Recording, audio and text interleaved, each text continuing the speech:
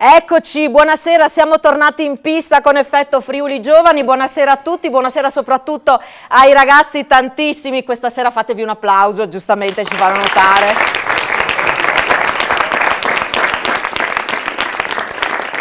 Tanti ragazzi, ci auguriamo che sia così oggi come nelle prossime puntate, che diventi un appuntamento fisso sia qui in studio che a casa, quello con i ragazzi che ricordiamo sono i veri protagonisti di questa trasmissione. In loro crede moltissimo Telefriuli e naturalmente crede moltissimo la consulta provinciale degli studenti di Udine, in collaborazione con la quale appunto realizziamo questo spazio. Si parla tanto di trasmissioni, di appuntamenti televisivi per i giovani. Questo è un qualcosa di diverso, perché qui i giovani sono protagonisti, almeno ci auguriamo che anche loro la vogliano vivere in questa maniera. Ogni settimana ci sarà un tema sul quale ci confronteremo, un tema che sono gli stessi ragazzi a scegliere. Certo, non li sentiamo uno ad uno, ma attraverso la consulta cerchiamo di individuare quelli che possono essere gli argomenti più di interesse, per capire di che cosa parlano i ragazzi tra di loro, condividono gli stessi pensieri degli adulti, hanno qualcosa di diverso da dire. Noi pensiamo che sia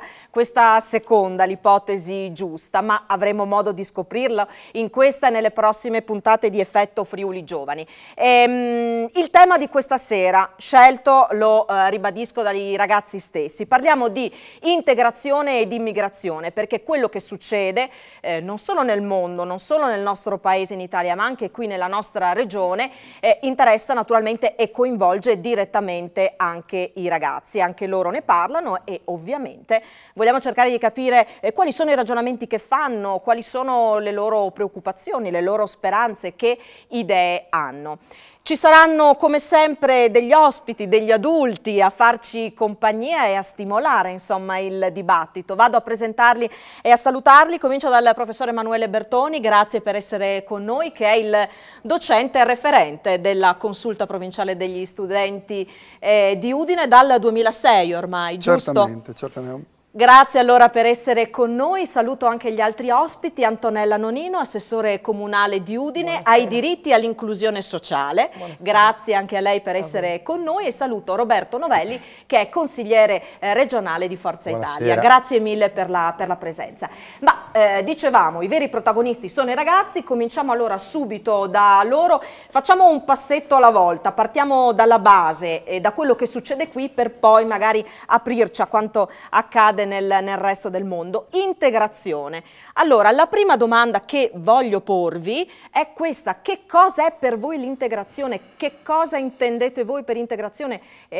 Dove la vedete? In che forme la vedete quotidianamente attorno a voi? Vi do un attimino di tempo per fare mente locale, passo la parola a Sofia perché dialoghiamo qui in studio, ma i contributi che arrivano da casa sono naturalmente ben accetti. Allora, certo, come si fa ad intervenire, Sofia? Allora, vi ricordiamo i contatti di Effetto Friuli Giovani. Per intervenire in diretta è possibile chiamare allo 0432 57 3517 oppure inviare un SMS al 388 4820 354. Vi ricordiamo inoltre che Effetto Friuli Giovani ha una pagina Facebook che viene aggiornata quasi quotidianamente, insomma, e che è testimonianza di quello che facciamo qua in studio. Bene, grazie a Sofia, sono protagonisti loro i ragazzi, onori ed oneri, per cui grazie intanto dell'aiuto. Chi mi comincia a parlare di integrazione? Prego, microfono ben vicino. Buonasera, allora mi chiamo Vezzi Chesiana e vengo dall'Istituto Stringer di Udine, alberghiera, scuola alberghiera, scusate. Allora, l'integrazione al giorno d'oggi direi che è diventato sempre più difficile, perché vediamo che comunque anche gli stranieri un po' vengono discriminati, facendo conto che abbiamo due situazioni un po' difficili, perché per gli stranieri vengono in un posto nuovo e per gli italiani del posto è accettare gente nuova. Quindi diciamo che è una situazione difficile e c'è sempre più razzismo, se si può dire, però se continuiamo così finché non si aprono, diciamo, non abbiamo voglia di chiarirci, di fare le cose, parlarne, non si arriverà mai a una conclusione. Bene, grazie. Chi altro vuole rompere il ghiaccio? Grazie. Buonasera a tutti. Per me integrazione è sentirsi a casa. Io sono la testimonianza dello straniero in Italia e sinceramente, come l'ho detto tante altre volte, non mi serve sentirmi italiana grazie a una carta che mi dà lo Stato, ma mi sento italiana perché vivo con i miei amici, vivo in questa terra da tantissimi anni e sono cresciuta qua, quindi mi sono fatta la mia vita oramai qua. Quindi integrarsi tocca anche a noi stranieri che veniamo a casa di un altro, anche se in questa società è veramente difficile con gli ultimi casi di attualità che avvengono, che ci rovinano un po' anche la reputazione a noi gente buona, diciamo, però anche bisogna andare un attimo oltre e veramente conoscere mano a mano la civiltà e comunque le persone in prima persona prima di giudicare e insomma anche di generalizzare. Non sei nuova di Effetto Friuli Giovani, ma chiedo anche a te di presentarti, così facciamo... Sì. Aurora, Istituto Excol. Chi altro vuole dirmi qualcosa? Facciamo scorrere i microfoni fino a trovare un altro volontario. Sono Valerio Velardi del Liceo Scientifico Marinelli di Udine e vorrei dire che l'integrazione è un processo necessario, fondamentale e troppo poco o troppo male praticato in Italia. L'integrazione è quel processo che permette ad uno Stato che, come l'Italia, è in diminuzione demografica, di acquisire forze nuove e sempre una vitalità maggiore. E il fatto che l'integrazione in Italia non sia sufficientemente aiutata, non ci siano magari fondi, sia praticata male, è un grande handicap per il nostro paese. Quindi integrazione è un processo estremamente vitale e importante sul quale bisogna focalizzarsi. Qualcun altro che vuole aggiungere qualcosa? Vi ho sentito parlare di stranieri, certo il tema di questa sera porta sicuramente in questa direzione, però molto probabilmente in altri tempi parlare di integrazione avrebbe spinto qualcuno a fare un ragionamento anche al di là del rapporto, della presenza con gli stranieri che ci sono sul territorio. Voglio dire, si parla, faccio un esempio a caso, di integrazione scolastica, dove non sempre si intende integrazione con i bambini, i ragazzi, i figli di genitori stranieri che vengono in Italia. Si parla di integrazione all'interno di una città tra quartieri diversi, ad esempio. Allora chiedo a voi di fare un piccolo sforzo, in qualche maniera di uscire dal contesto particolare per raccontarmi anche di questo. Se c'è qualcuno che vuole parlarmi di questo, che ha il microfono in mano e se la sente, dai, rompiamo il ghiaccio, vai. Una cosa ecco, che io ho riscontrato qua a Udine, per esempio, è il fatto che le persone appunto che provengono da paesi diversi vivono ecco, in quartieri che sì, penso siano le periferie. E questo sicuramente non aiuta l'integrazione, anche perché le persone che vivono in un quartiere tendono a frequentare le scuole che sono più vicine a quel quartiere appunto, e quindi i ragazzi che frequentano quegli istituti sono per lo più persone che provengono da paesi ecco, diversi ed è difficile anche per questo motivo forse l'integrazione al giorno d'oggi, perché sì, secondo me personalmente l'integrazione nasce dall'accettazione e l'accettazione nasce a sua volta dal conoscere. E conoscere non è facile e tante volte fa anche paura. Queste sono. Ottimo. Qualcun altro che vuole aggiungere qualcosa alla nostra riflessione? Si sono bloccati i microfoni. Ecco, approfitto allora per salutare anche i prof e ringraziarli per quanto fanno per la riuscita di questa trasmissione. Francesco Cioli, Luca Martini, che sono tutti e due seduti, ecco, in mezzo a noi, dietro le quinte, ma solo per oggi, è giustificato, ma solo per oggi, ribadiamo, Gian Antonio Babbo, che avremo modo sicuramente di riavere seduto qui in mezzo a noi. Prego. Sì, buonasera a tutti. Io vorrei partire da una riflessione. C'è un modo di dire che secondo me calza molto a pennello su questo argomento, che fa più rumore un albero che cade rispetto ad una foresta che cresce. Cosa significa questo? Che io lo vedo a scuola, ad esempio. Purtroppo sono le brutte notizie quelle che per l'appunto fanno notizia e ci portano a focalizzare l'attenzione su quello che magari non funziona e sugli errori che vengono compiuti nell'ambito dell'integrazione. Ma l'integrazione in realtà si vive giorno per giorno, quotidianamente, nei contesti che sono i nostri contesti. Può essere la scuola per i ragazzi, può essere il posto di lavoro per chi lavora, per gli adulti, può essere la compagnia di amici, familiari. Io vedo, quello che vedo a scuola con i ragazzi è che questo desiderio di conoscere, che può generare anche paura, parlava prima la ragazza, l'integrazione parte dall'accettazione che a sua volta parte dalla conoscenza. Quello che vedo io è che in realtà c'è tanto desiderio di conoscere l'altro, di conoscere ciò che è diverso da noi, e che tutto questo avviene quotidianamente in silenzio. Capita a volte invece che ci siano degli episodi, senza arrivare a episodi insomma grandi, anche piccoli episodi negativi che purtroppo però catturano l'attenzione e rischiano di nascondere quello che invece quotidianamente si fa per l'integrazione.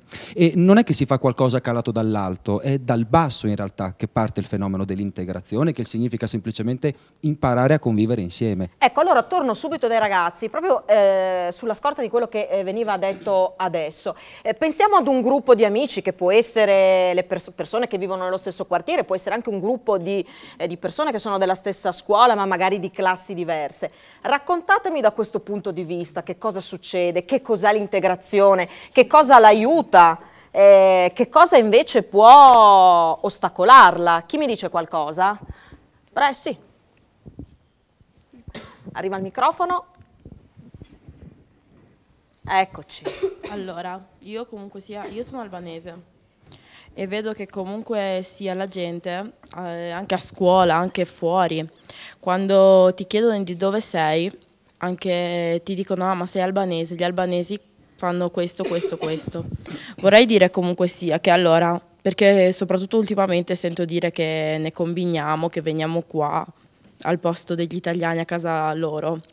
Noi penso che comunque sia come noi veniamo qui, molta gente esce e va nei nostri paesi. Penso che l'Italia è un paese libero, quindi ognuno è libero di venire. Certo, non bisogna giudicare tutte le persone ugualmente, perché ultimamente la gente ti giudica tutta uguale. Dicono sì, ma fanno queste cose tutti. C'è gente anche meno buona, diciamo, perché esiste anche quella, però come ci siamo noi stranieri e qualcuno meno buono, ci sono anche gli italiani. Penso che, al giorno d'oggi penso che ci sia molto razzismo, soprattutto tra i ragazzi. Allora, questa è la tua esperienza, quello che hai percepito. Sì. Chiedo allora a qualcun altro qua dietro di raccontarmi se è così che succede, se è più facile fare di tutta un'erba un fascio piuttosto che analizzare singole situazioni, mettersi l'uno di fronte all'altro per scambiarsi opinioni. Chi? Mi chiamo Andrea, vengo dal Cecconi e sicuramente è molto più facile dire che quando conosci i fatti di certe etnie è più facile dire che tutta l'etnia fa errori, quando invece è difficilissimo distinguere la gente. Che conosco persone straniere che sono delle bravissime persone, quasi anche meglio di italiani, che non fanno mai niente di male, anzi sono sempre i primi ad andare contro a chi vuole farlo. E basta. Prego. Secondo me tutto questo nasce anche un po' grazie a certi giornali, anche telegiornali, perché quando vediamo sui giornali un albanese, un rumeno ha ucciso, ha colpito, ha coltellato, rimane per tot giorni in grande scritto la provenienza della persona, non nome e cognome. Invece spesse volte quando viene fatto un crimine o un qualsiasi cosa da magari un italiano, comunque da una persona proveniente dal nostro paese, viene scritto nome e cognome, o certe volte addirittura, soprattutto negli ultimi giorni, vediamo sui giornali i ragazzi che sono stati colpiti per le sostanze stupefacenti eccetera, solo le iniziali o nemmeno le iniziali. Quindi già qua secondo me comincia un po' a creare un po' di disguidi tra soprattutto le nostre età, perché noi facciamo molta attenzione a queste cose anche se non sembra. Poi nelle scuole l'errore più fondamentale secondo me che fanno molti insegnanti è che non ne parlano, che la scuola non è solo numeri, ma a volte bisogna, soprattutto adesso, bisogna un attimo fermarsi almeno una lezione alla settimana, non dico, o comunque colpire un attimo l'attenzione dei ragazzi e dare un po' di informazioni anche sui temi di attualità, perché abbiamo bisogno di conoscenza. Prego. Per come la vedo io, un ragazzo è molto condizionato dal suo ambiente, ovvero quando troviamo degli educatori o una classe dirigente stessa che comunque fomenta la xenofobia e il razzismo, è molto più difficile che un ragazzo abbia tolleranza verso uno straniero o cerchi di aiutarlo. Niente, questo. Ho sentito tirare in ballo due categorie, la scuola, quindi gli insegnanti da un lato e i mezzi di comunicazione dall'altro. Questi sono sicuramente due aspetti interessanti. C'è qualcun altro che vuole intervenire anche al microfono? Allora, intanto facciamo arrivare il microfono, però ne approfittiamo così lanciamo la pubblicità e dopo ripartiamo da te. La pubblicità tra poco.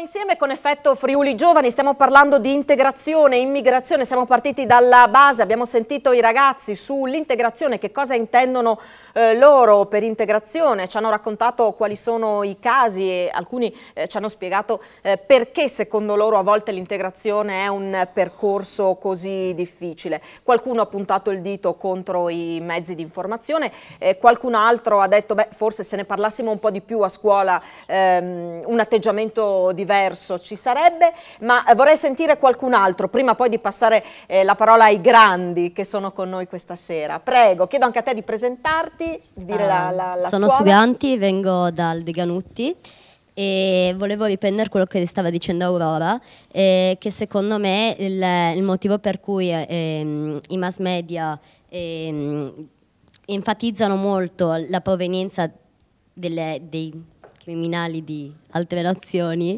è per mettere in buona luce invece gli italiani come se non facessero nulla, quando in realtà anche in Italia si commettono gli stessi crimini. Quindi secondo te c'è una discriminazione, c'è un atteggiamento scorretto da parte dei mezzi di comunicazione? Esattamente. Qualcun altro ha il microfono? Prego. No, io vengo dallo Stellini, sono Enrico e volevo forse dare una mia opinione che va un po' più controcorrente rispetto a quelle già espresse e dico che l'integrazione secondo me, secondo la mia opinione, secondo la mia esperienza non è un dato, cioè un ostacolo che ormai è quasi superato almeno, perché io gioco in una squadra in cui di stranieri ce ne sono tanti che vengono soprattutto dall'Albania e altri che sono musulmani e io non ho mai avuto difficoltà nel rapportarmi con loro e tantomeno loro si sentono tanto diversi, anche comunque siamo uniti, c'è quello spirito lì e non ho mai, anche in classe abbiamo una straniera che allo stesso modo, sì, non è tanto poi lontana dal nostro modo di pensare né ha difficoltà superiori alle nostre, quindi secondo me l'integrazione è in parte superata. Ecco, ma spiegami perché secondo te, per esempio in ambito sportivo funziona, non viene magari focalizzata l'attenzione su una, chiamiamola, differenza, perché questo accade qui e per esempio non in altri casi? O ritieni comunque che la tua esperienza sia diversa da quella che almeno fino adesso abbiamo sentito raccontare? Ma diciamo che magari lo sport è totalmente diverso dalla scuola perché anche lo spirito di gruppo è diverso, cioè siamo più uniti, mentre non lo so, per quanto riguarda anche la scuola non ho trovato tutte queste, magari anche il mio, quello del liceo è un ambiente diverso, però rispetto alle altre opinioni penso che sia controcorrente, come dicevi. C'è qualcun altro che vuole intervenire? Di là. Mi sono già presentato prima. No, volevo dire che forse Enrico sta considerando una realtà abbastanza felice rispetto a quella che è la situazione generale, in quanto noi abbiamo la fortuna di vivere in una regione in cui c'è un buon welfare e poi il liceo Stellini di certo non è una realtà che vede confrontarsi tanti studenti di nazioni diverse con condizioni difficili alle loro spalle. Nel resto d'Italia ci sono intere città che presentano dei ghetti, ci sono moltissimi stranieri che hanno condizioni di vita difficilissime, che vivono con poche decine di euro al giorno, sì, pochi euro al giorno anzi, e quindi l'integrazione non è assolutamente superata, anzi bisogna lavorarci su molto.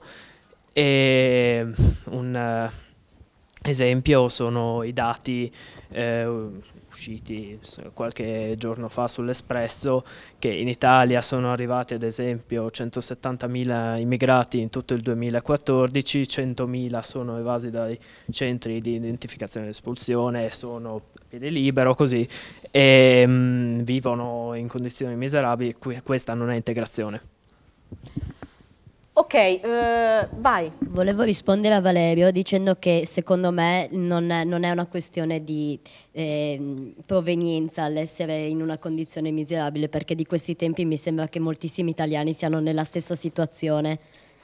Siamo tutti così, perché c'è la disoccupazione. Sì, c'è una disoccupazione. Senza microfono però a casa non vi sentono. No, dicevo, più o meno siamo tutti così, c'è una disoccupazione che è allucinante, ma soprattutto ci sono famiglie intere che proprio non arrivano a fine mese. Secondo me bisogna preoccuparsi tanto di questo. È inutile fare i belli in TV, in tante trasmissioni che si dice tutte rose e fiori. No, non sto dicendo a te, sto dicendo di chi si finge. C'è una crisi totale e fa paura la società al giorno d'oggi. Allora, avete aggiunto un altro elemento sul tavolo, ovvero il fatto che un momento di difficoltà, un momento di crisi, come è innegabile, è quello che stiamo vivendo, finisca poi magari per acuire, non dico lo scontro, però magari la diffidenza, la paura nei confronti dell'altro. Mi pare di capire che c'è anche questo tipo di considerazione. Sono ben consapevole del fatto che ci siano italiani che non arrivano a fine mese, lo so benissimo, ma sono altrettanto consapevole del fatto che ci siano quartieri, ad esempio il villaggio olimpico di Torino adesso è occupato totalmente da immigrati che vivono ovviamente senza acqua, senza luce, anche senza cibo, non c'è abbastanza cibo, c'è questa situazione qua e lo Stato non interviene e le politiche per l'integrazione che mette in atto sono assolutamente inadeguate e insufficienti. Comunque sì, gli italiani magari non stanno bene, però la situazione di queste persone qua è non avere cibo, è quasi morire di fame. Allora, mi inserisco nel vostro botta risposta, se no dopo ci soffermiamo su questo, è difficile fare un passetto oltre. Vado allora un attimo dagli ospiti, partirei da Antonella Nonino per chiederle un po' che effetto fa sentire affrontare questo argomento così come lo stanno facendo i giovani, e quindi anche che effetto le fanno le prime considerazioni che sono emerse. Grazie. Allora, il primo effetto, lo commentavo nella pausa pubblicitaria con il collega, è questo. Io non sono molto anziana, però diciamo che 15 anni fa, quando io avevo più o meno la vostra età, questa trasmissione con queste diversità così presenti era impensabile, completamente impensabile. Per cui mi ricollego forse a quanto dicevi tu. Forse è vero che qualche passo in avanti per l'integrazione si è fatto, e come diceva il professore, e proviene proprio dal basso. In fin dei conti qua siamo di fronte a ragazzi con diverse provenienze con cui si può parlare di integrazione su più livelli. Lo diceva prima la conduttrice, allora l'integrazione tra persone di scuole diverse, di età diverse, fatte con persone che provengono da paesi diversi. Quindi l'integrazione è una forza dal basso che non riusciamo a leggere. Poi è chiaro che si aprono moltissimi problemi e moltissime questioni, però questo è il primissimo effetto. Secondo effetto, sono molto felice di essere qua e di sentire gli spunti che arrivano, perché si rischia molto spesso di tenere in considerazione quelli che sono gli aspetti evidentemente negativi dei processi, fa più rumore l'albero che cade, non c'è dubbio. Cadono parecchi alberi anche effettivamente, mai tanti quanti quelli che crescono nella foresta, però è un periodo che ha delle complessità e quindi questo confronto con i ragazzi che vivono sulla loro pelle la diversità, il contatto con la diversità in una fase in cui io non l'ho vissuto, perché io non ho avuto contatti con cittadini stranieri fino credo all'età di 25-26 anni, quindi voi avete una ricchezza in più rispetto a me e probabilmente la società vostra, su cui voi sarete a capo, avrà sicuramente degli elementi in più grazie a questa esperienza che state facendo adesso. Roberto Novelli, chiedo a lei la stessa cosa. Ma allora, intanto credo che le ragazze e i ragazzi abbiano, forse ripeto un po' quanto ha detto Antonella, abbiano raccolto in poche battute uno spaccato della realtà quotidiana che è l'integrazione vera, che poi si concretizza molto spesso soprattutto nella scuola e nello sport, e parlo delle giovani generazioni.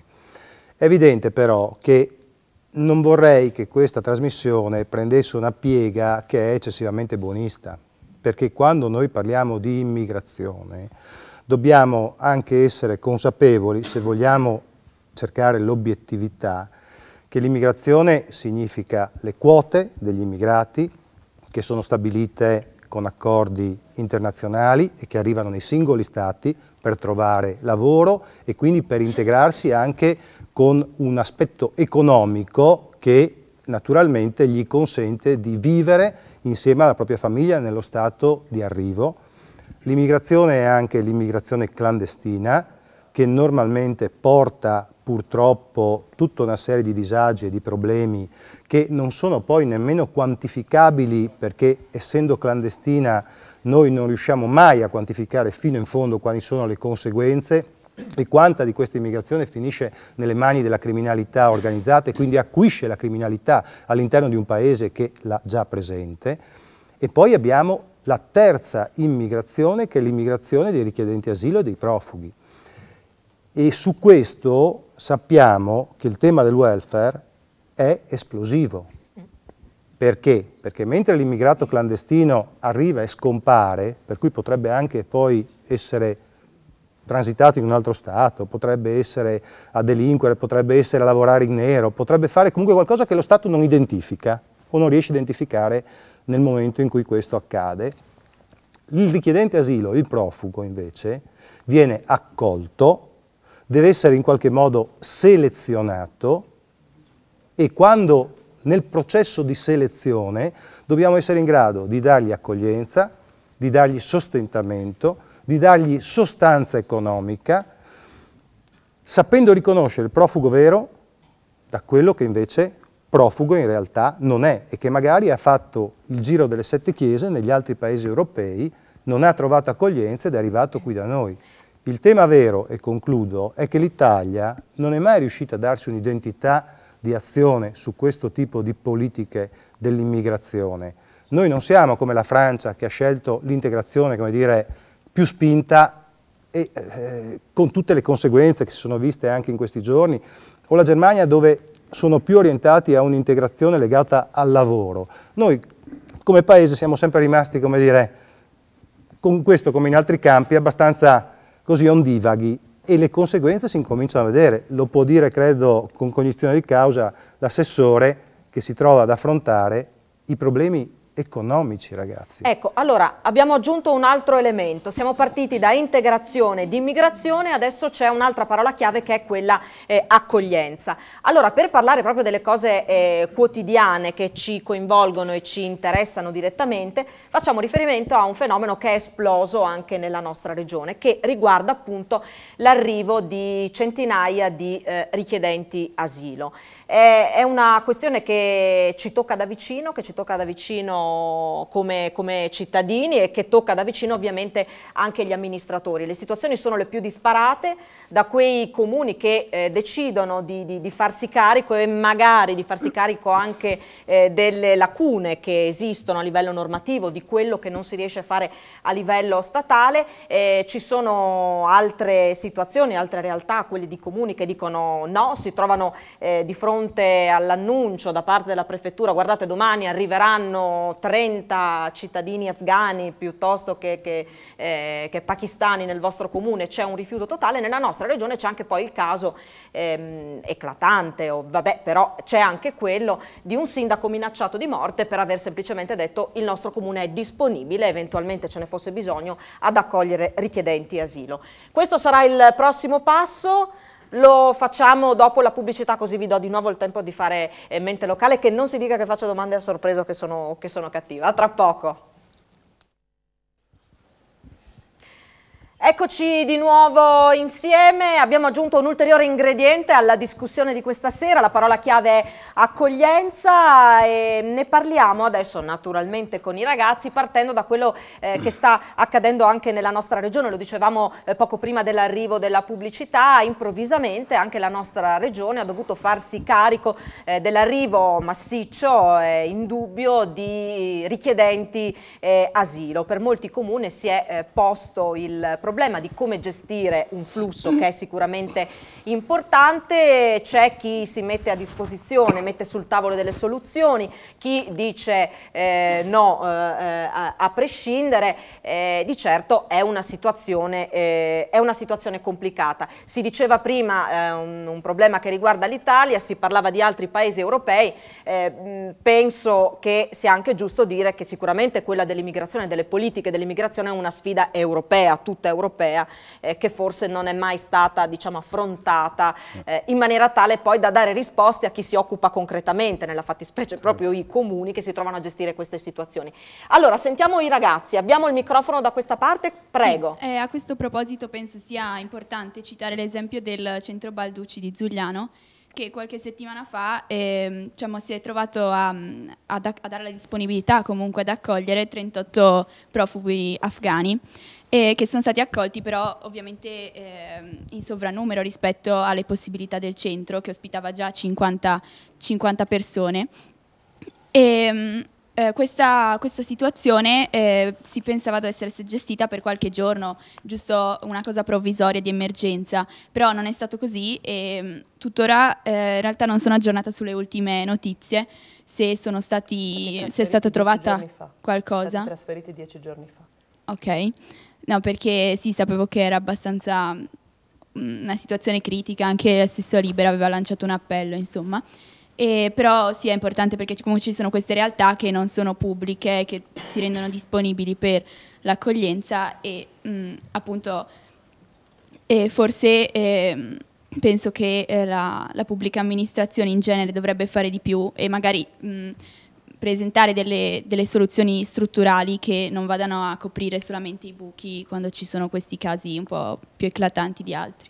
Ecco, posso chiederti, scusami, perché hai citato proprio il caso del centro Balducci? Nel senso, lo conosci in particolare, una situazione che ti ha colpito? Perché porti questo esempio?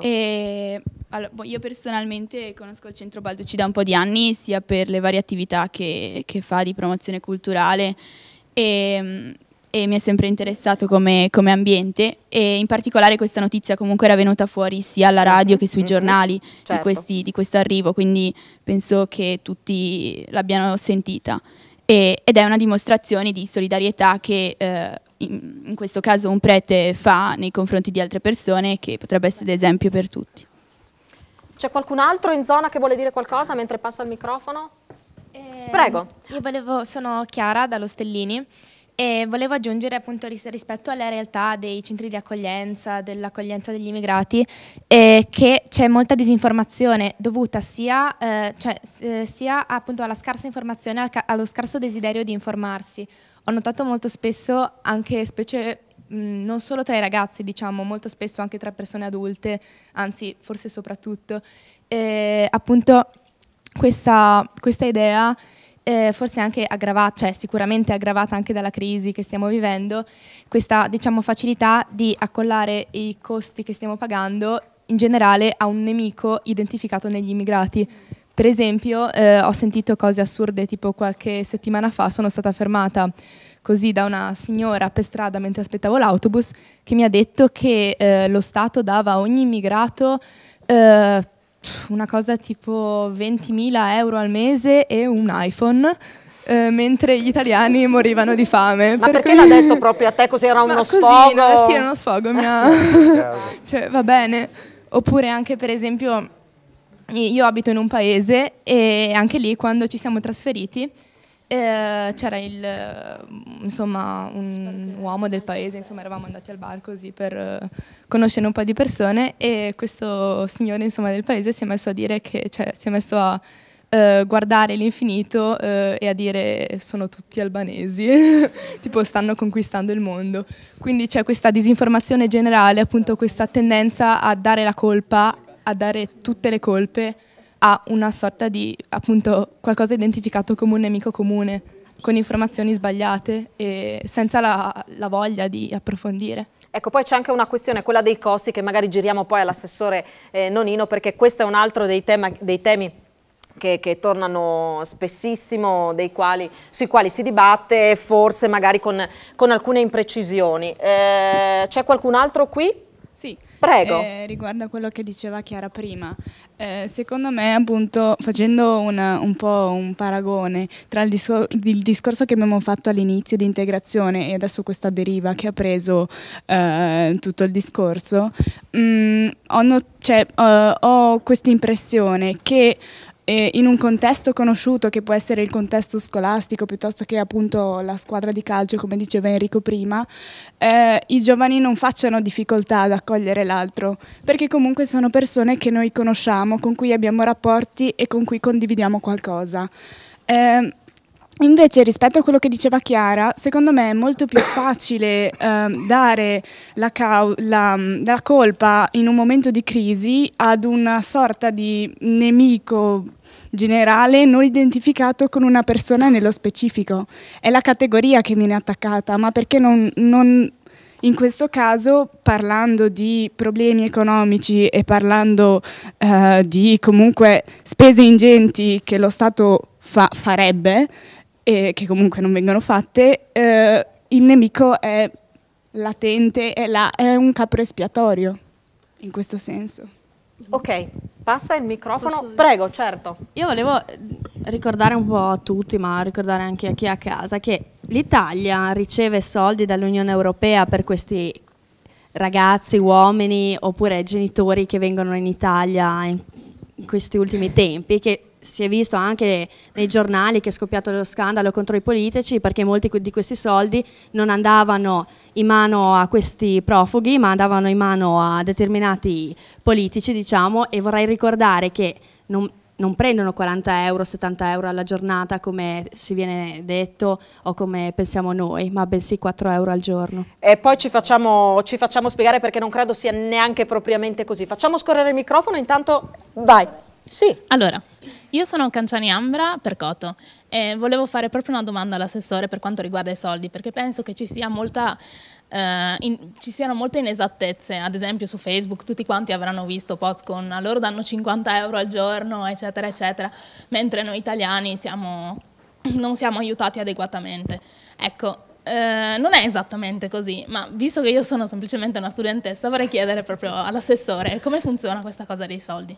No, allora, anche perché, diciamolo, su Facebook poi no, la notizia sbagliata in maniera esponenziale, con anche le dovute strumentalizzazioni, poi diventa una cosa distante dalla realtà. Però facciamo chiarezza, visto che è una questione... Allora, ben volentieri faccio chiarezza sui costi, poi anche vi do qualche spiegazione sul perché di questi costi. Faceva riferimento il consigliere Novelli a come viene gestito a livello europeo.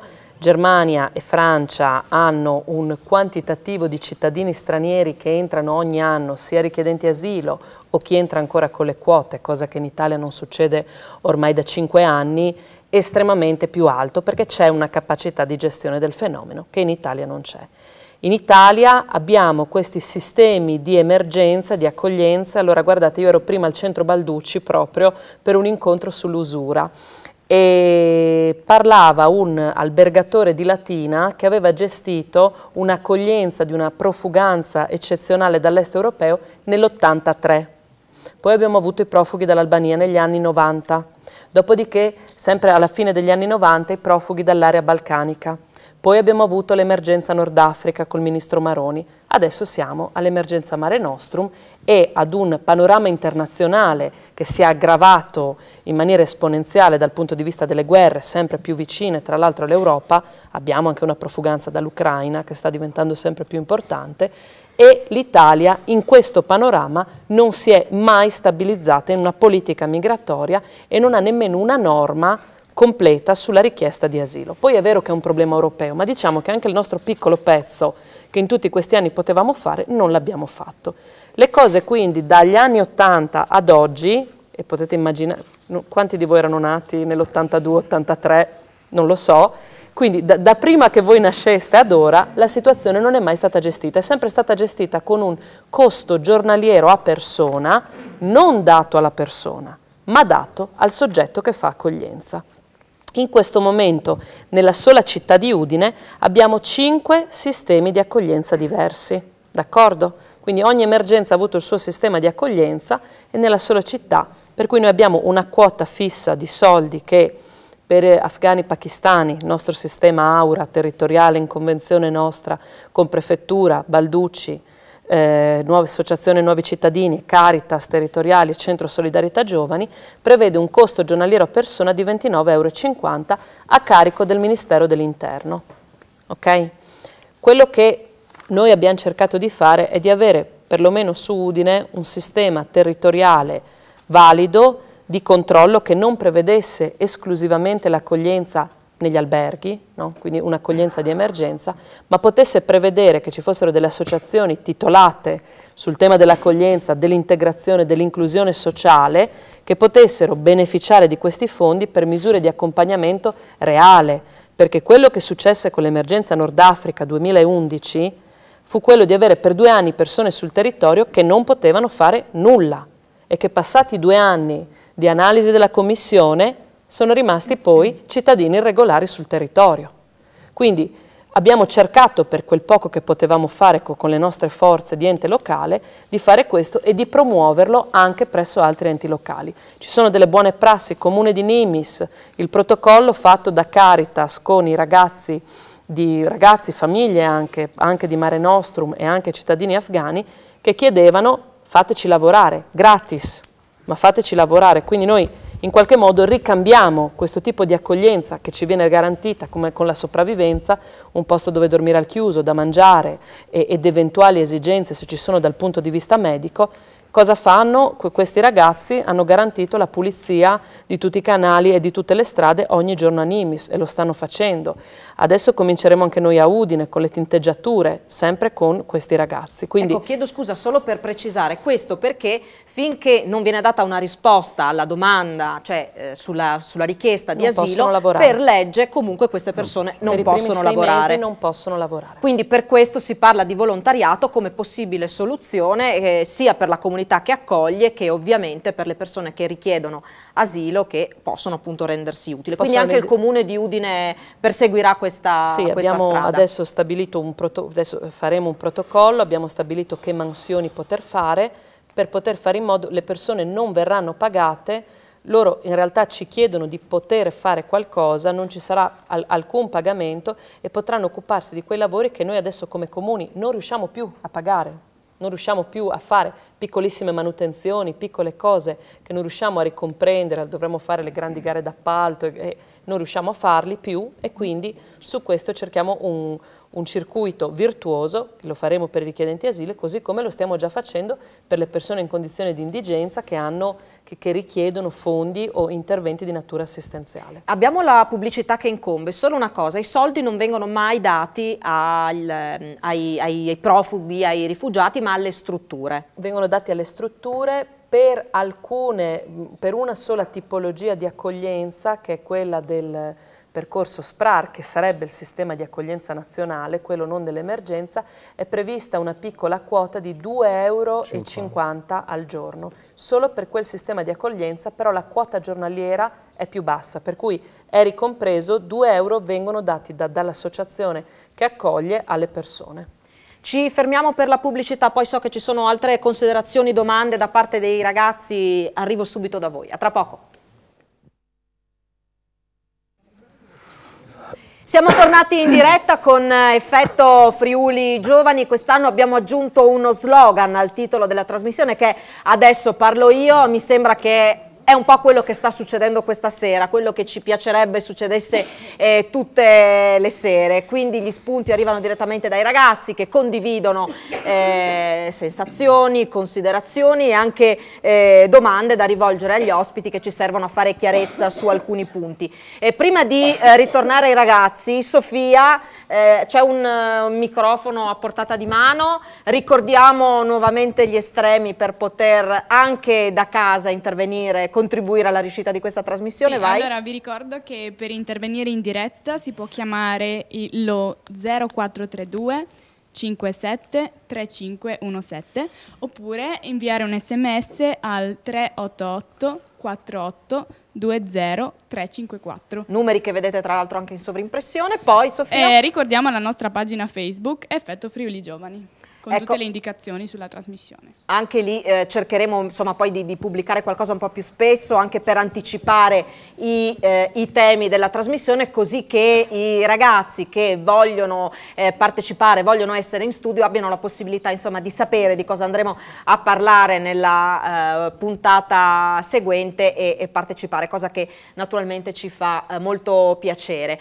È in realtà arrivato un SMS, non ve l'abbiamo letto semplicemente perché si trattava di un complimento ad uno dei ragazzi presenti in studio. Non facciamo nomi per non mettere in imbarazzo nessuno, però qualcuno ha parlato di un seduttore seduto qui in studio. Allora, ritorniamo alle cose serie. Prego. Una domanda che mi pongo dall'inizio della trasmissione è appunto perché facciamo difficoltà ad accettare qualcuno di diverso. Credo che sia il problema che provoca tutta questa discussione, perché quando vediamo arrivare qualcuno da qualche altro paese ci facciamo dei pregiudizi involontariamente, ci vengono e basta, e non è sbagliato perché comunque è una persona diversa. Il male arriva quando il pregiudizio diventa negativo, perché comunque è qualcuno di diverso, è qualcuno di nuovo, è qualcuno che possiamo conoscere. Però perché deve essere qualcuno di cattivo? Cioè dici il pregiudizio positivo ci manca, è questo? Sì, noi riusciamo solo a giudicare una persona che arriva, ma solo in male, perché gli immigrati ci rubano il lavoro, gli immigrati questo, quello, ma se i primi a darsi da fare sono gli immigrati, a questo punto mi sembra giusto che ce lo rubino, perché gli italiani non hanno voglia di fare niente, e allora mi sembra giusto. Vuoi aggiungere qualcos'altro? Se no facciamo... No, ho detto abbastanza, giusto. Così ci piacete, vogliamo sentire quello che pensate. Ok, ciao, mi chiamo Silvia, sono dello Stringer e volevo ricollegarmi a quello che ha detto Sofia. Allora, secondo me è giusto che ha detto che stiamo dando un'immagine del negativo allo straniero, però io lo ritrovo soprattutto nella società anziana, cioè nelle vecchie generazioni. Secondo me la nostra generazione questo non ce l'ha, in quanto noi siamo sempre cresciuti a fianco allo straniero, che ormai secondo me è uguale a me, perché io non vedo differenza nel colore della pelle, ho tantissimi amici di colore, ma anche cinesi, quindi secondo me è una cosa che si ritrova tantissimo nelle generazioni vecchie, quindi magari i nonni e anche magari i genitori che appunto magari vivendo anche una situazione economica non del tutto limpida possono ritrovare il negativo appunto in qualcosa di diverso. Mi fai riflettere su un aspetto, poi ti do naturalmente la parola. Così come esistono i nativi digitali, esistono i nativi integrati, qualcosa del genere, così come magari le vecchie generazioni hanno qualche difficoltà con i nuovi mezzi di comunicazione perché non ci sono nati ma si sono trovati improvvisamente di fronte a una situazione così diversa. questo è un altro aspetto interessante. Allora, dove sono i microfoni? Prego. Allora, Intanto... io sono... Posso? Ok, io sono Prego. Maria e vengo dal Magrini. Allora, mi volevo collegare a quello che aveva detto Enrico, giusto? E quello che hai detto tu. Assolutamente sì, cioè noi secondo me siamo nati a contatto con diversissime culture, quindi abbiamo tantissimo poi la scuola, lo sport ci aiuta, però per non ricadere nel buonismo di cui faceva riferimento, mi ricollego a quello che diceva Chiara, cioè noi abbiamo più informazioni, noi abbiamo la possibilità di avere più informazioni, di sapere più cose, per cui non possiamo cadere, almeno speriamo, di non cadere nel buonismo. Quindi secondo me c'è l'integrazione e noi giovani ne siamo una presenza, come diceva l'assessore prima. Prego. Silvia, volevo collegarmi a te. Allora, tu hai detto che praticamente per te sono tutti uguali, ormai sei abituata, però ti dico solo una cosa. Siamo nella stessa scuola, ti dico soltanto che poche sono le persone ormai che la pensano come te, perché io nella scuola dove siamo sinceramente sento molta discriminazione, sento molti ragazzi che fanno la differenza tra l'italiano e lo straniero, e ti dico anche che sinceramente a volte questa cosa a voi gli italiani magari non sembra, però fidati, ti mette molto a disagio, cioè almeno a me mi fa sentire fuori posto come persona, perché dico, cioè, alla fin fine tu non puoi giudicarmi, puoi giudicare magari il mio paese, però non puoi dirmi tu sei uguale agli altri, perché non posso prendermi la colpa di ciò che fa qualcuno che magari se ne frega del giudizio degli altri. Sì. Boh, ma secondo me è anche una questione di non conoscenza, come appunto ha detto appena adesso la ragazza. Se noi con i mezzi di comunicazione riusciamo a capire che non dobbiamo fare di tutta l'erba un fascio, io posso benissimo capire che tu sei una bravissima persona. Poi ovvio c'è appunto il fondo della non conoscenza, poi ci sono tantissime anche persone che vanno dietro alla massa e quindi si va a formare un pensiero comune. Ti dispiace far correre il microfono? Intanto chiedo aiuto a Aurora, è arrivato un messaggio, ti tengo io il microfono se vuoi leggerlo. Sì, bravi a tutti i ragazzi. Non si firma per il messaggio. Non si firma l'autore del messaggio, ma insomma è un incoraggiamento per voi, prego. No, volevo fare un intervento ritornando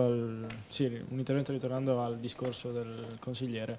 Lei ci ha definiti buonisti alla fine, che probabilmente è vero, non posso negarlo. Però il problema secondo me è che voi, generalizzando classe politica e alcuni partiti in particolare, tendono a generalizzare dall'altra parte, quindi a mettere nella categoria clandestino delinquente tutti, e questo non permette comunque di costruire qualcosa di buono per poter combattere o diciamo venire incontro a queste persone. Combattere ovviamente i criminali e venire incontro alle persone giuste. Prego, così torno. Ciao, sono Simona del Raimondo Doronco di Gemona del Friuli. Io non so realmente in che realtà felici voi viviate. Nella mia scuola, per dire, c'è molta discriminazione. E non capisco comunque come mai nelle vostre scuole tutti siate uniti, nelle squadre tutti siate uniti. Mi sembra anche una cosa abbastanza impossibile. Ecco, raccontaci qualche esempio di mancata integrazione o di discriminazione per far capire un po' qual è la situazione che... Allora, la mia scuola comunque è una scuola prevalentemente maschile, nella quale vivono, diciamo, gli ideali vecchi, possiamo dire. Quindi non so neanche come esprimermi. Cioè, io vedo molto difficile il fatto che comunque tutti pensiate che siamo tutti uguali, che siamo tutti belli, che siamo tutti bravi. Quando magari, quando vedete un ragazzo, per dire, in sovrappeso, siete i primi a criticare. Quindi ora qua non si parla solo di colore della pelle o meno, si parla in generale. Ok, c'è qualcun altro che vuole intervenire? Faccio sentire, Allora, io risponderei a quello che hai detto tu, siamo a meno di 200 metri le nostre due scuole e è vero che abbiamo due posizioni completamente diverse, è assolutamente vero che magari si cade subito nel puntare il dito e tantissime altre cose, però mi sembra così strano che tu lo senta così, in maniera così forte, cioè non riesco ti chiedo di spiegare meglio, non riesco a capire come mai tu lo riesci a sentire così in maniera così più forte rispetto a me, ecco.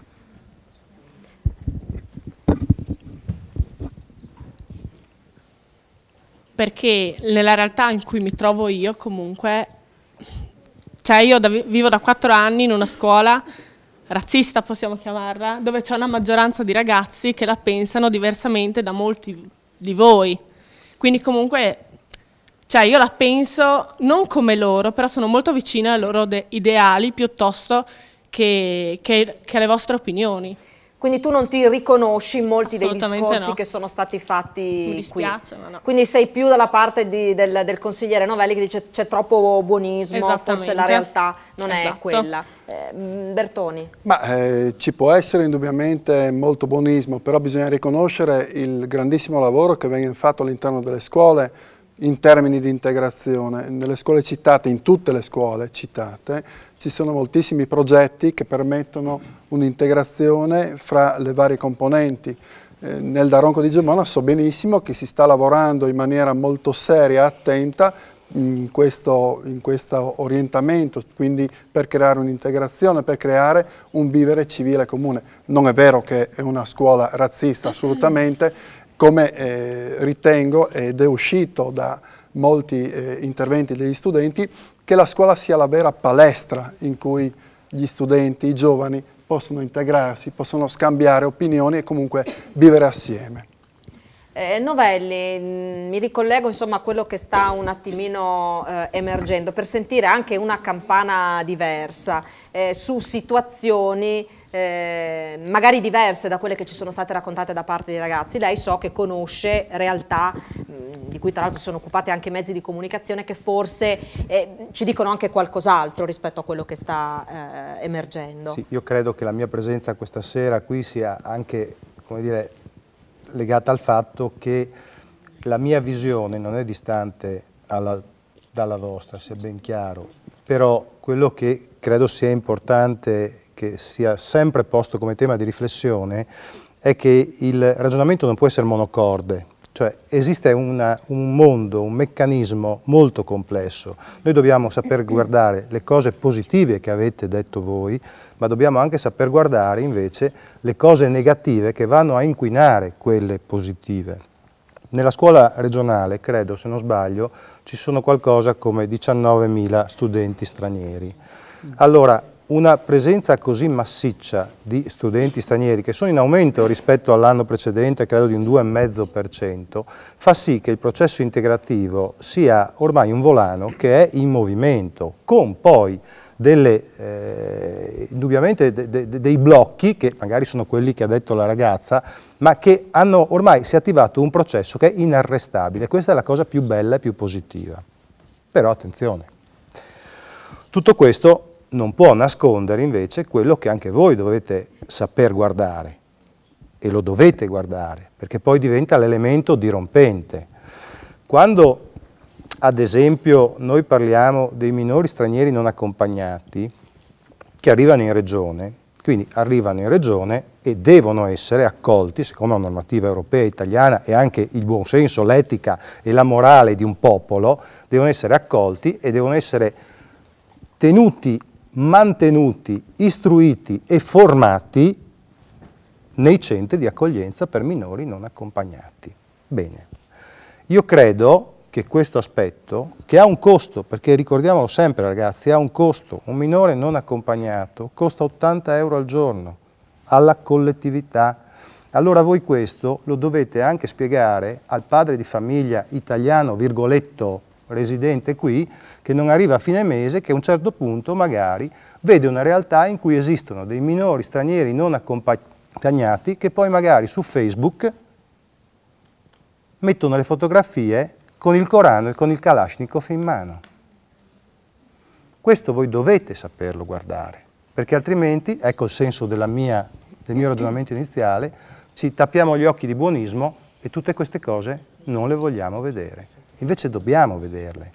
È chiaro che non è compito vostro risolvere il problema, è compito delle istituzioni fare la radiografia a queste persone, ma è giusto che venga fatta la radiografia, perché nel momento in cui queste persone vengono per integrarsi e vogliono integrarsi, noi dobbiamo fare il sacrificio per accogliere, ma quando si spostano di una virgola da quelle che sono le regole, che anche noi italiani molto spesso non rispettiamo, ma le regole vanno rispettate anche da parte di chi viene accolto, dobbiamo essere in grado di espellerli.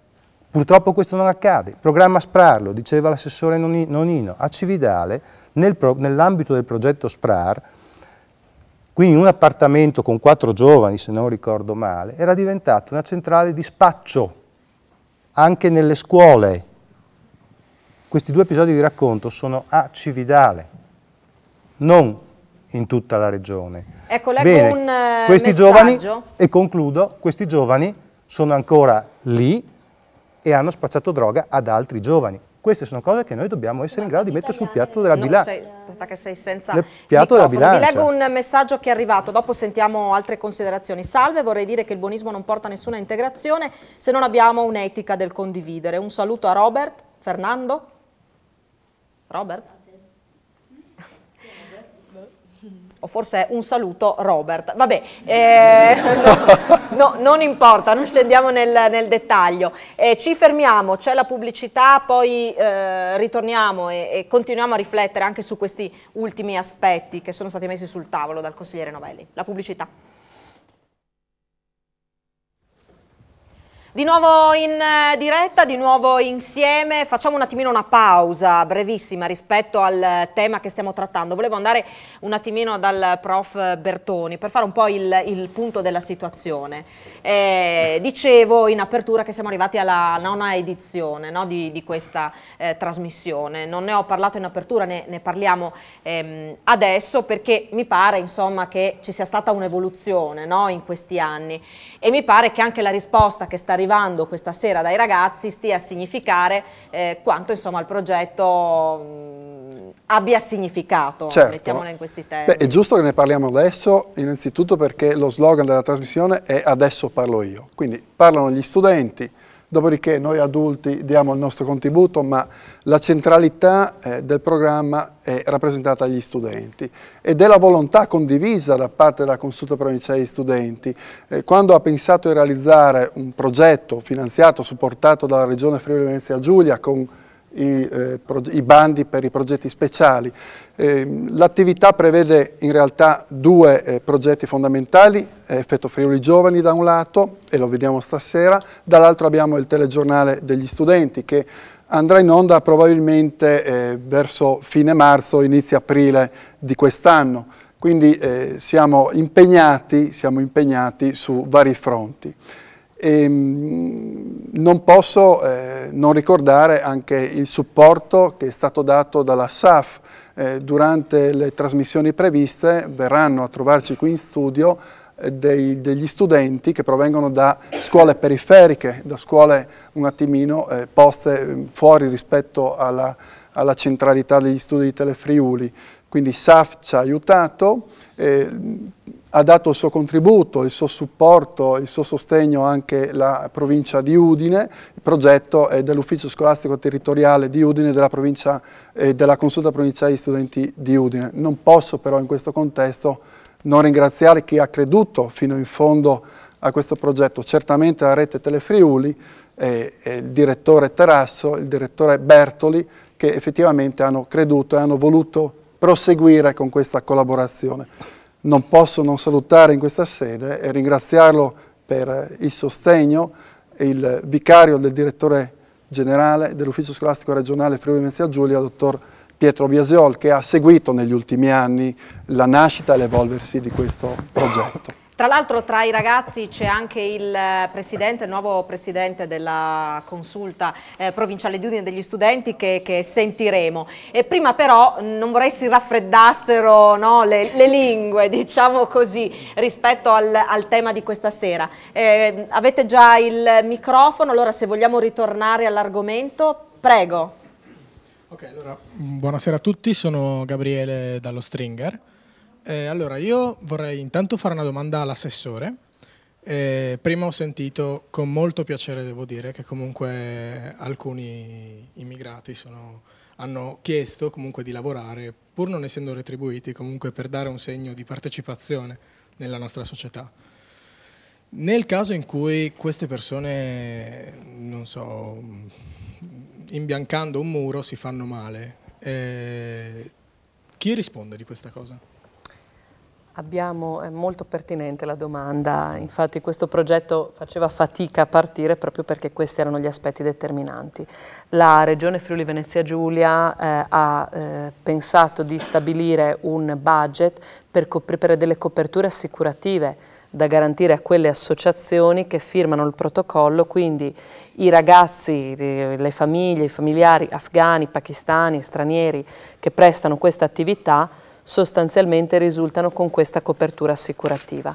È previsto per tutti un percorso formativo dal punto di vista dei IDP, quindi di quelli che sono gli strumenti da utilizzare sul lavoro, e una base di lingua italiana che comunque necessariamente ne avranno bisogno. Quindi ci sono questi due passaggi di natura formativa per poi espletare l'attività. Non è che gli si mettono gli strumenti in mano e cominciano a lavorare, quindi questi sono i percorsi. In quella fase di passaggi assicurativi ci aiuta la Regione, a luglio ancora aveva approvato e poi ha confermato un piccolo stanziamento che viene sempre erogato poi alle associazioni per consentire questa copertura assicurativa. Ecco, visto che hai il microfono ti chiedo, secondo te questo esperimento che adesso appunto ha riguardato Nimis, ma si suppone che superato lo step iniziale ci sarà una riproposizione anche in altri comuni del territorio, secondo te questo può essere un utile strumento di integrazione molto concreto, molto pratico, o sei dubbioso? Allora, io sono quasi completamente d'accordo, nel senso che una volta che uno straniero, chiamiamoli uno straniero, viene in Italia e gli viene insegnato magari un minimo di lingua e diciamo dato uno step iniziale per cominciare a lavorare, è già più facile comunque che l'integrazione nella nostra società cominci. Sono un po' dubbioso sotto comunque altri punti di vista, nel senso che ok, uno straniero viene, lascia il suo contributo lavorativo, ma diciamo deve lavorare gratis per quanto tempo? Nel senso, la retribuzione dopo quanto tempo verrebbe? Ma questa è una situazione che riguarda solo i richiedenti asilo, il problema è proprio quella fase che purtroppo fino adesso è stata molto lunga. La burocrazia in Italia, adesso non per polemizzare, ma è sempre lunga, no? Ma chiedo a Antonella Nonino di correggermi se sbaglio, la maggior parte delle persone che entrano nel nostro paese e appunto intraprendono questo percorso per la richiesta di asilo politico, in realtà non sono neanche poi interessate a fermarsi sul territorio, che per loro è un punto di passaggio sostanzialmente, è così? Allora, per i cittadini di Mare Nostrum, cioè coloro che sono entrati dal confine via mare, è stato indubbiamente così. Prima tu ricordavi qualche cifra, effettivamente su 145.000 ingressi, 100.000 hanno lasciato l'Italia, oltre 100.000 hanno lasciato l'Italia per raggiungere altri paesi europei, soprattutto cittadini siriani che scappando dalla guerra passavano per l'Italia per poi raggiungere la Germania o la Svezia, la Norvegia. Per invece si sta verificando il fenomeno opposto per coloro che percorrono la rotta balcanica e quindi afghani e pakistani, il primo approdo a volte è l'Italia, oppure è stata Ungheria, Austria, Italia, e sostanzialmente hanno una condizione migratoria relativamente peggiore per quanto riguarda i rapporti con altri paesi europei e quindi fanno domanda di asilo in Italia e l'Afghanistan in questo momento è un paese ancora riconosciuto come un paese in guerra, quindi di solito se non l'asilo politico viene dato dalla Commissione di Gorizia il permesso per motivi umanitari, mentre sui cittadini pakistani di solito io ho assistito quasi esclusivamente a dinieghi. Chi voleva parlare? Sì, poi faccio... Prego. Al fatto che comunque ci sono degli immigrati, come dicevamo prima, che si sono stati trovati anche nello spaccio di droga o comunque in attività illecite. Non dimentichiamoci che noi italiani comunque siamo immigrati anche noi e noi abbiamo portato la mafia in America. Quindi ci sono entrambe le parti della medaglia, perché c'è la gente che vuole darsi da fare e la gente che preferisce fare criminalità. Resta il fatto che se comunque una persona straniera decide di vendere della droga, vuol dire che è qualcuno che la compra e quelli sono gli italiani, non gli stranieri. Dov'è l'altro microfono? Chi voleva intervenire? E io volevo ricollegarmi al discorso che faceva il professor Bertoni riguardo alle attività che promuovono le scuole per l'integrazione, appunto, o comunque per la comprensione dell'altro. Io sono del liceo scientifico Marinelli e sono state organizzate delle attività di volontariato da una professoressa, la professoressa Candussio del nostro liceo, una delle quali io ho partecipato quest'estate, che si trattava di 2 settimane in un centro Caritas di Atene a fare servizio appunto per gli immigrati. E la cosa che ci è stata chiesta non è stato tanto di, ad esempio, fare servizio mensa, cose di questo genere, ma di parlare con loro. Perché la cosa di cui loro sentono veramente il bisogno è quella di farsi capire, di raccontare la propria storia e di cercare di trovare un punto di contatto con persone anche dei paesi che li ospitano.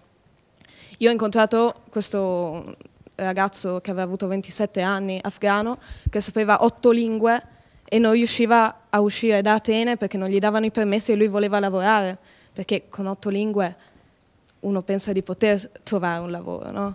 Ed alcune testimonianze che ho avuto erano veramente demotivanti, ma anche incomprensibili, perché sì, molte cose non mi sono sorti molti dubbi. Però devo dire che attività di questo tipo aprono veramente moltissimi punti di vista, e non solo magari punti di vista, diciamo, buonisti della serie, quindi allora tutti sono buoni, devo parlare con chiunque, ma comunque crea veramente un contatto molto realistico con l'immigrato o con il richiedente asilo, molto diverso. Quindi è un'attività che io so che la Caritas sta portando avanti queste cose, quindi consiglio a chiunque di provarci, perché sono esperienze veramente importanti, secondo me. Ecco, questo è molto interessante, perché poi parlare per esperienza diretta sicuramente mette in una condizione diversa. Si possono scoprire cose positive o comunque che non ci si aspettava, diversamente parlando magari per sentito dire o solo sulla base di quello che si legge, spesso appunto si rischia di non conoscere poi effettivamente la realtà. E poi ovviamente qui c'è anche un ruolo dei mezzi di informazione che appunto si occupano di comunicazione, è sicuramente molto importante anche quello. Ci fermiamo per la pubblicità, poi abbiamo ancora qualche minuto da trascorrere insieme. Francesco. Abbiamo davvero pochissimi minuti a disposizione ancora, vogliamo sfruttarli fino in fondo, visto insomma che il clima questa sera mi sembra particolarmente positivo, intendo al confronto, stanno davvero emergendo alcuni aspetti molto, molto interessanti. Il contributo di ciascuno di voi, mi sento di sottolinearlo, è importantissimo, la differenza la fate voi. Ed è bello insomma sentirvi parlare di questi argomenti e sentire anche cose molto diverse rispetto a quelle che emergono quando delle stesse cose parlano gli adulti, e ribadisco è proprio questo che vogliamo fare dicendo adesso parlo io. Torno un attimo da Novelli, perché abbiamo parlato anche insomma un po' di cifre e della confusione che spesso si fa sulle cifre, e abbiamo detto che siamo particolarmente bravi in Italia a fare dei pasticci, no?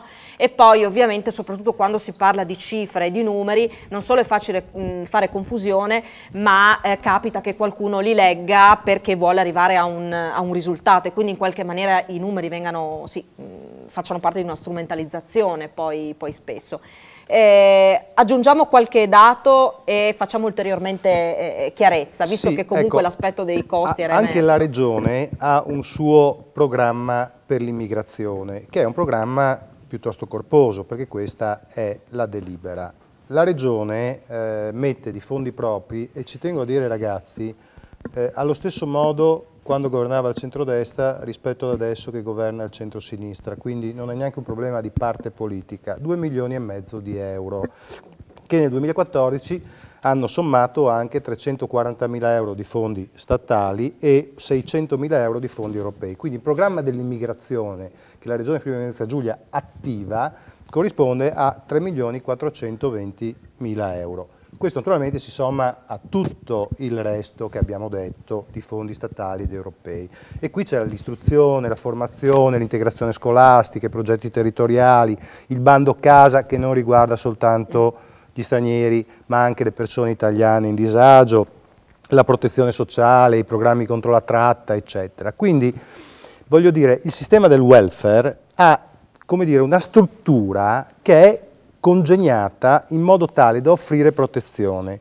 Però quello che diceva prima l'assessore Nonnino, noi in questo momento non siamo più di fronte al problema di Mare Nostrum per quanto riguarda l'immigrazione clandestina o i richiedenti asili, ma ci troviamo di fronte al problema del confinare con la Slovenia e con l'Austria, che, attenzione, secondo il Trattato di Dublino dovrebbero essere le nazioni al pari dell'Italia con Mare Nostrum, che quando ricevono per la prima volta l'immigrato lo trattengono in senso, lo identificano e lo accudiscono sul loro territorio. Invece questo non accade perché le frontiere sono permeabili e quindi vengono fatti tutti slittare, scittare in Italia, il che significa che 1700 richiedenti asilo in Regione Friuli Venezia Giulia nel corso dell'anno scorso diventano un problema, diventano una bomba sociale. Per cui questo ragionamento che va fatto ovviamente non sarà mai risolto, lo diceva prima la conduttrice, se non c'è una forte volontà di, come dire, di lavoro comune dell'Europa, dove l'Europa si assume delle responsabilità forti. Perché noi prima avevamo una piattaforma da sud, adesso la piattaforma da sud si è sostanzialmente fermata per quanto riguarda la nostra regione perché siamo diventati una piattaforma da nord e prima sono passati in Turchia, sono passati in Albania, sono passati tutti in Austria, in Grecia, in Ungheria. In Ungheria ci sono le centrali che organizzano questi smistamenti di profughi, quindi questa gente che paga anche 8-10 mila euro per arrivare qua è sfruttata e si ritrova nella condizione di non essere accolta dal paese di prima accoglienza, come dovrebbe essere, ad esempio, dico, paese europeo, l'Austria, ma arriva in Italia, quindi noi ce lo carichiamo e naturalmente non siamo in grado di risolvere tutti questi problemi. Ecco, un riferimento non casuale quello all'Austria, visto che più volte si dice che le autorità austriache facciano in modo di accompagnare poi questi richiedenti asilo verso i confini con l'Italia, dando precise indicazioni sulla collocazione di una questura a Assolutamente, Udine, arrivano col taxi in che pratica. poi ecco, si trova a dover gestire insomma un carico che è tale anche perché evidentemente non c'è una distribuzione, non c'è una gestione a livello europeo. Allora abbiamo ancora pochissimo tempo, però se volete aggiungere qualcosa molto volentieri approfittiamo. Grazie, sono Francesco, vengo dallo Stellini, volevo sapere per avere un quadro generale più completo, abbiamo parlato delle uscite causate dall'immigrazione, ma se ci sono delle entrate, a chi arrivano queste entrate, lecite o meno? Delle entrate, perdonami, di persone, di soldi, entrate economiche? Entrate economiche. Entrate economiche, queste di cui parlava Novelli, o le entrate dall'Europa? No, in generale, dal fenomeno immigrazione. Del fenomeno immigrazione. Allora, noi abbiamo in questo momento sulla gestione dei richiedenti asilo le entrate alla Regione sono state quelle, l'IVA di tutti i fondi dati per la gestione che è un po' quasi pari allo stanziamento dei fondi regionali poi sul piano immigrazione. Le entrate invece per quanto riguarda i contributi versati, adesso in Regione non ricordo il dato, ma insomma era in... Ci sono diverse regioni italiane, il Friuli Venezia Giulia non mi pare tra quelle regioni, in cui sostanzialmente le entrate che arriva dal lavoro di cittadini stranieri stanno consentendo un 30-35% di pagamento di pensioni. C'era questo raffronto. È chiaro che se voi vedete la piramide, quella che è la piramide demografica, allora in questo momento la nostra non è più una piramide perché ci sono i bambini e l'età anziana, no? Questo è. Mentre sui cittadini stranieri è esattamente l'opposto, noi abbiamo i bambini, gli adulti e dopo i 40 anni si assottiglia, per cui di persone in età lavorativa in questo momento indubbiamente, soprattutto negli anni 90 e anche nei primi anni 2000, il fenomeno migratorio ha costituito un fenomeno che ci ha consentito di riequilibrare gli equilibri demografici e quindi anche economici. Il discorso rilevante è adesso, nel momento della crisi economica, in cui noi abbiamo situazioni di famiglie che sono arrivate negli anni 90, anni 2000, che hanno sempre lavorato e che adesso si trovano in condizione di irregolarità perché perdendo il lavoro perdono anche il permesso di soggiorno e quindi rischiamo noi di creare dei clandestini su persone che sono state qua 18 anni, che magari hanno figli nati in Italia e quindi si creano queste situazioni. La questione economica torna regolarmente quando si affronta questo tema. Davide dell'Ipsia Mattioni ci scrive: volevo fare una domanda, per uno straniero le visite sanitarie chi le paga? Allora, uno straniero iscritto regolarmente come residente ha tutte le visite sono pagate come le pago io, quindi all'interno dei contributi le trattenute sono pagate. Per uno straniero clandestino irregolare le spese sanitarie sono sostenute, quelle per la sopravvivenza, per garantire la sopravvivenza o il parto, sono garantite da una tessera STP, straniero temporaneamente presente, e quindi sono garantite dal sistema nazionale, solo le cure della sopravvivenza. Le altre vengono fatturate al cittadino. Novelli? Ecco, su questo volevo aggiungere che io tempo fa feci un'interrogazione a cui non mi venne mai data risposta, chiedendo proprio a quanto corrispondevano queste spese in Regione Friuli Venezia Giulia. Mi spiego bene. La Regione Friuli Venezia Giulia ha un fondo sanitario regionale, quindi la sanità noi ce la paghiamo con i contributi di tutti i nostri cittadini.